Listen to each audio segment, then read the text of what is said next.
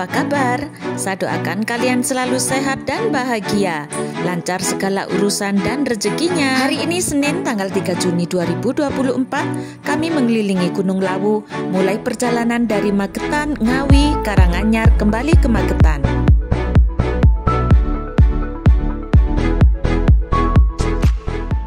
Ayo ikuti perjalanan kami, jangan lupa dukung dengan memberikan like dan subscribe ya. Selamat menonton.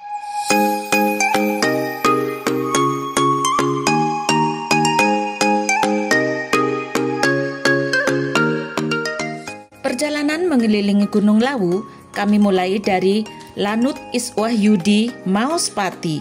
Lanut Iswahyudi adalah pangkalan TNI Angkatan Udara yang terletak di Kecamatan Maospati, Kabupaten Magetan, Provinsi Jawa Timur, kurang lebih berjarak 11 km dari Madiun dan 23 km dari Ngawi. Pagar berwarna biru sebelah kiri ini adalah kompleks pangkalan TNI Angkatan Udara Maospati. Nama pangkalan udara ini diambil dari salah seorang pahlawan TNI Angkatan Udara, Marsekal Muda Anumerta Iswahyudi. Kecamatan Maospati berada di pertigaan jalan raya yang menghubungkan kota Madiun, Magetan, dan Ngawi. Lanut adalah lapangan terbang paling penting bagi TNI Angkatan Udara selain Lanut Halim Perdana Kusuma di Jakarta. Dalam situs resmi TNI AU dijelaskan, Lanut Iswahyudi dibangun oleh Belanda pada tahun 1939. Waktu itu namanya Pangkalan Udara Maospati. Pangkalan Udara Maospati dibangun untuk keperluan militer yang dijadikan pusat kekuatan tentara sekutu di Pulau Jawa saat terjadi Perang Pasifik pada tahun 1941. Setelah Belanda menyerah kepada Jepang pada tahun 1942, Pangkalan Udara Maospati dikuasai Angkatan Laut Jepang Kaigun Kokusho. Di tangan Jepang, pangkalan itu digunakan untuk menyimpan berbagai jenis motor pesawat buatan mereka. Ini gapura Lanut Iswahyudi sedang direnovasi. Pasca kemerdekaan Indonesia, Pangkalan Udara Maospati kemudian dikuasai laskar-laskar perjuangan kala itu. Hingga akhirnya, nama Pangkalan Udara Maospati diubah menjadi Pangkalan TNI AU Iswahyudi. Lanut Iswahyudi berkembang usai berperan dalam operasi perebutan Irian Jaya. Kini, Lanut tersebut menjadi pangkalan udara utama dengan predikat Lanut tipe A di bawah Komando Operasi Udara 2. Dari depan Terminal Maospati, kita mengambil arah ke kanan menuju Ngawi.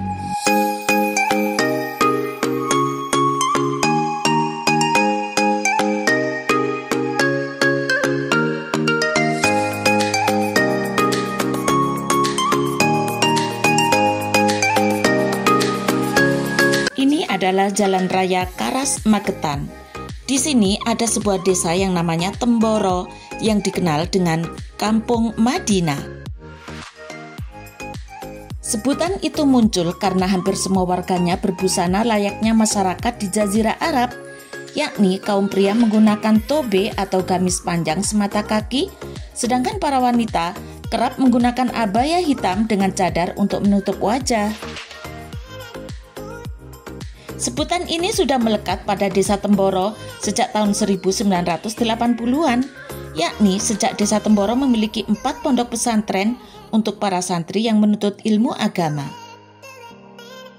Ponpes Al-Fatah, Ponpes Al-Qadir, Ponpes Rodotut Tolibin, dan Ponpes Darul Muttaqin. Keempat ponpes itu memiliki jumlah santri yang luar biasa, bahkan lebih besar dari penduduk desa Temboro itu sendiri. Arti dari Temboro sendiri adalah dulu berupa kawasan tanah lapang, dalam bahasa Jawa Ombo Oro Orone, sehingga disebut sebagai desa Boro atau Temboro. Arti dari Boro adalah Ombo Oro Orone atau wilayah dengan tanah lapang yang luas. Pola pembangunan di desa ini lebih didominasi oleh pertanian pangan, yaitu palawija dan tebu. Namun, karena warga pendatang lebih banyak daripada warga lokal, maka perekonomian di Temboro berkembang dengan cepat. Sekitar 980 santri berasal dari luar negeri yang kebanyakan dari negara-negara di Asia Tenggara seperti Malaysia, Brunei, dan Thailand. Banyaknya santri di Desa Temboro telah membuat tingkat perekonomian dan kemakmuran hidup warga meningkat. Aktivitas keseharian pondok telah memberikan lapangan pekerjaan bagi warga desa Kampung Madinah yang ditaksir bisa mencapai puluhan miliar rupiah setiap bulan.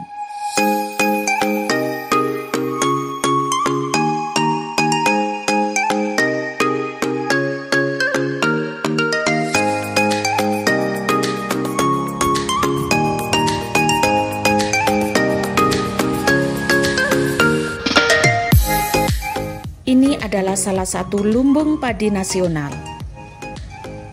Sawah luas membentang. Ini adalah daerah Temboro, oro-oro yang ombo, tanah lapang yang luas. Pak Rete nyambangi sawah. Sawah wong. Sawahnya deket gunung. Sawahnya deket gunung. Mantap gunungnya. Tuh gunungnya. Mangga Bu. Oh, enggak.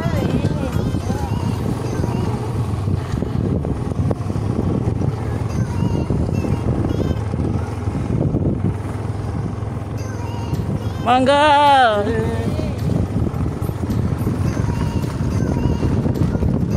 Wah, senengnya. Salam sehat selalu ya Bapak Ibu. Semoga pertaniannya sukses.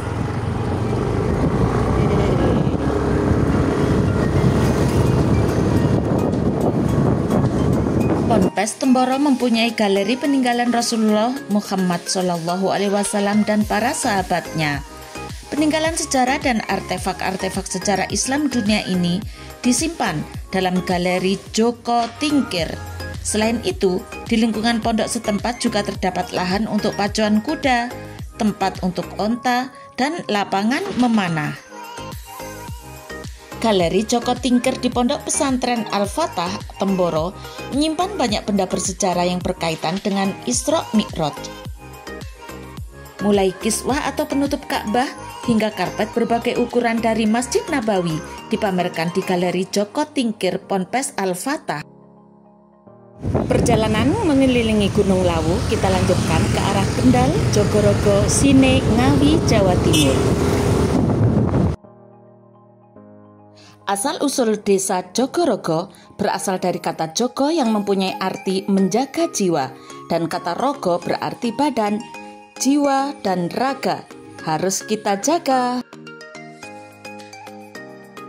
Kecamatan Jogorogo berada di lereng barat laut Gunung Lawu. 2 dari 12 desa di Kecamatan Jogorogo berbatasan langsung dengan hutan di Gunung Lawu dan menjadi bagian dari sistem utama gunung tersebut, yaitu Desa Giri Mulyo dan Giri Ngrayudan. Dadah-dadah semua, ingat jaga raga, tetap semangat dan bahagia. Oke. Tikungan tajam lagi guys, hati-hati Pak Sopir. Slur. Kecamatan Jogorogo terdapat jalur yang menghubungkan antara Sragen Ngawi, Magetan Ngawi, Glodok Jogorogo. Jogorogo juga memiliki beberapa tempat wisata, di antaranya Serambang, Kayangan, Selo Ondo. Jogorogo juga memiliki air terjun Serambang, berada di tengah hutan pinus perhutani. Untuk mencapai tempat wisata ini, akan disuguhi pemandangan yang menakjubkan dari hijaunya pepohonan lereng gunung yang indah dan segarnya udara pegunungan yang masih alami.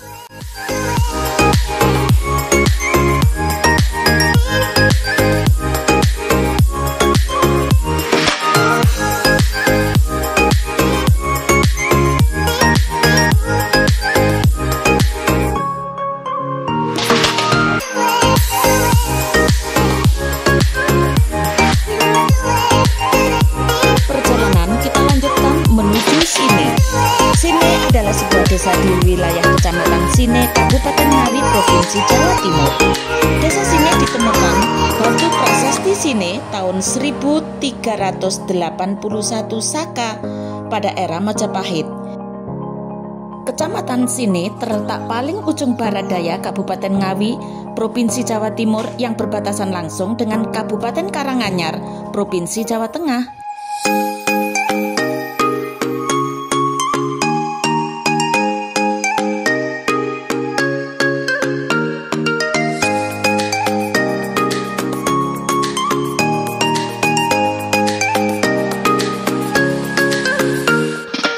Daerah sini juga terkenal dengan kebun teh Jamus.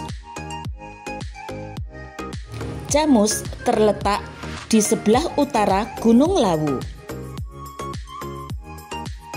Daerah ini merupakan sebuah perkebunan teh peninggalan kolonial Belanda.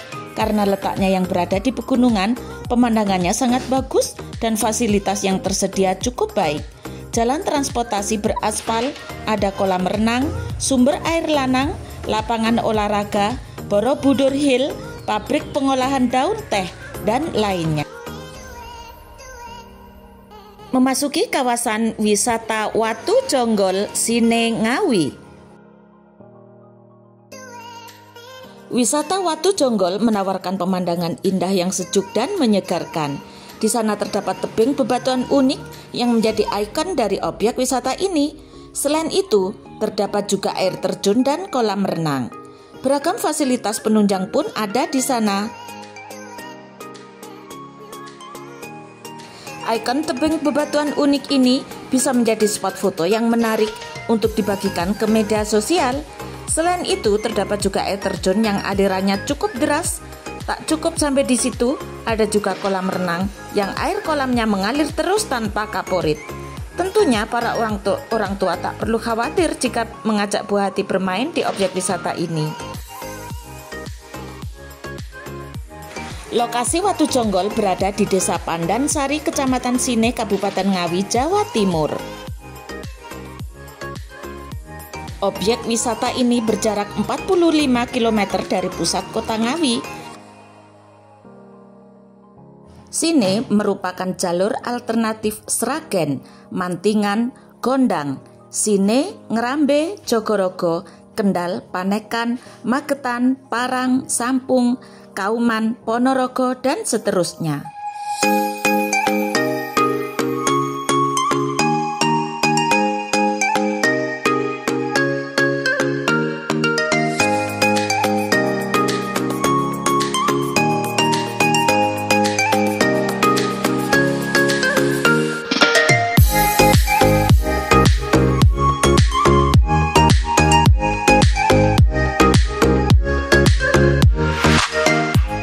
Menuju Desa Wonosari yang berada di wilayah Kecamatan Sine yang terletak bagian paling selatan dan paling atas di wilayah Kecamatan Sine. Desa Wonosari sebelah selatan berbatasan langsung dengan perkebunan teh PT Candi Loka dan hutan Gunung Lawu.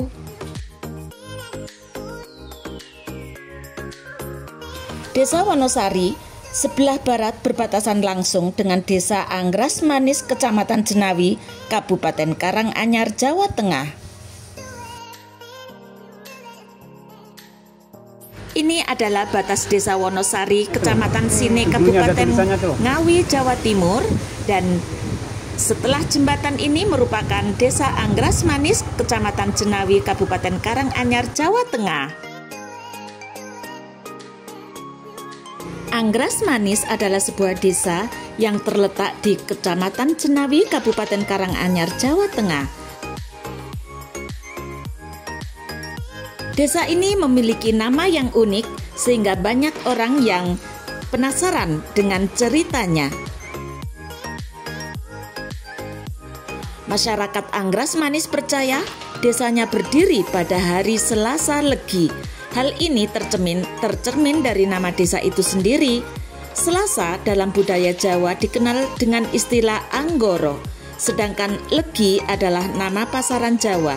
Legi artinya manis, jika disatukan menjadi Anggoro Manis. Disingkat lagi menjadi Anggras Manis.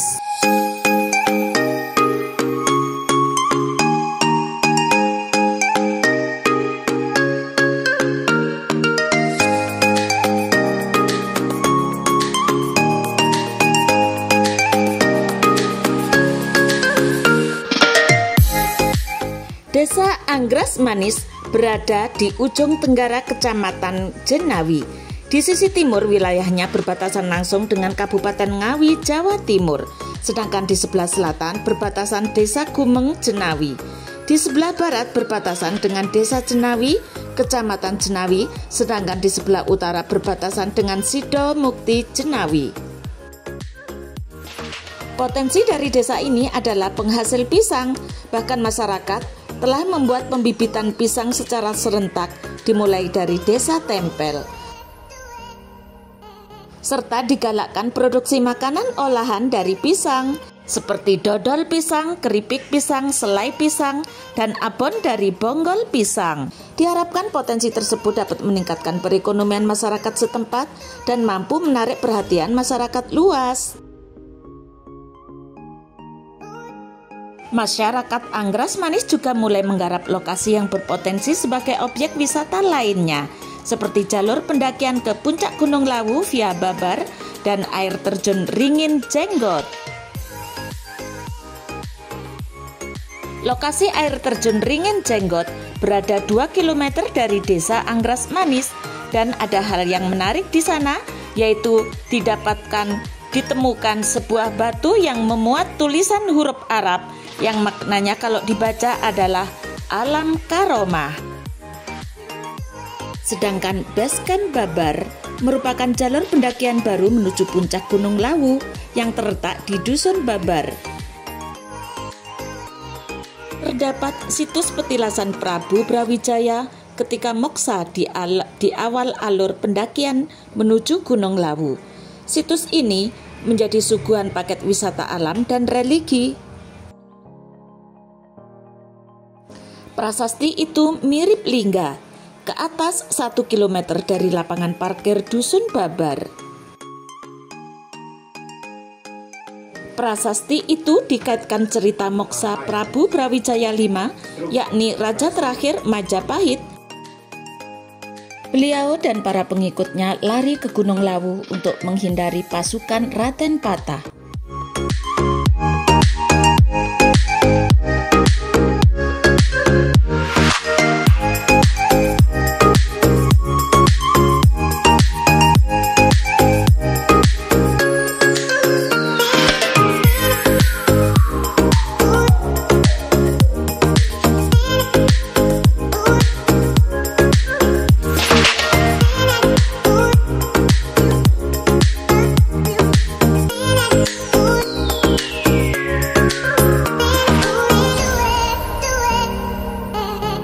Pendakian ke Gunung Lawu juga bisa dilakukan melalui Basecamp Candi Cetha. Candi Cetha bercorak Hindu yang diduga dibangun pada akhir era Kerajaan Majapahit.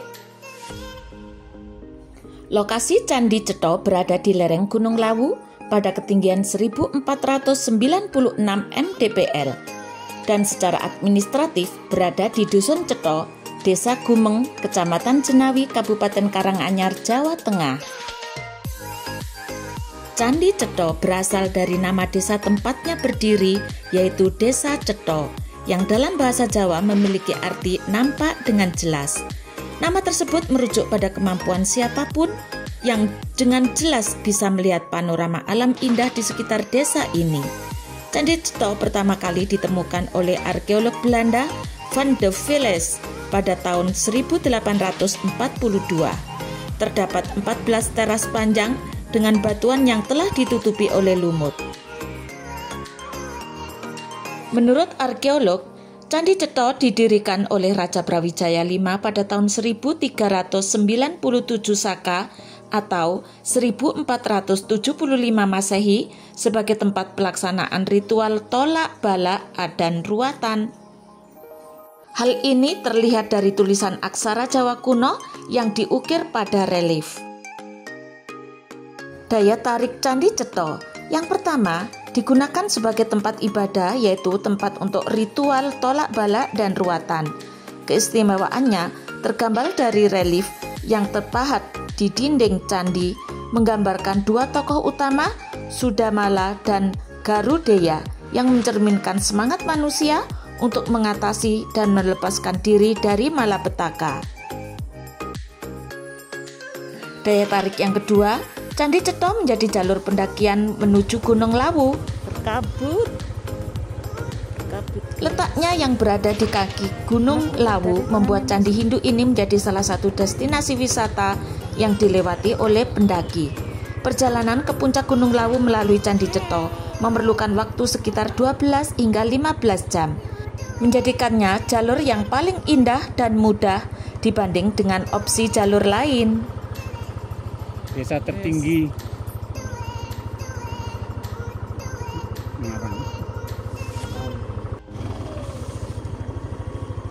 Nah, iki nanjak terus iki saya. Yang ketiga, kain kampuh. Sebelum masuk ke area candi, pengunjung diwajibkan menggunakan kain kampuh yang telah disediakan oleh pengelola.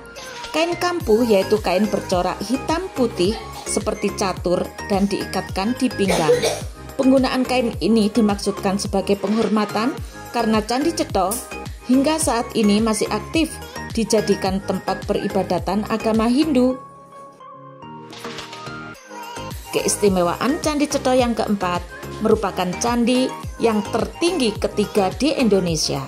Candi Cetho menempati urutan ketiga candi yang terletak lokasi tertinggi di Indonesia, yaitu berada pada ketinggian 1496 mdpl.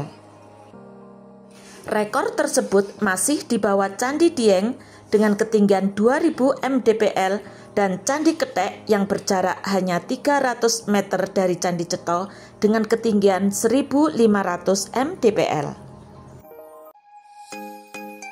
Lereng Gunung Lawu di Magetan, Jawa Timur ini menyimpan berbagai pesona alam yang memukau.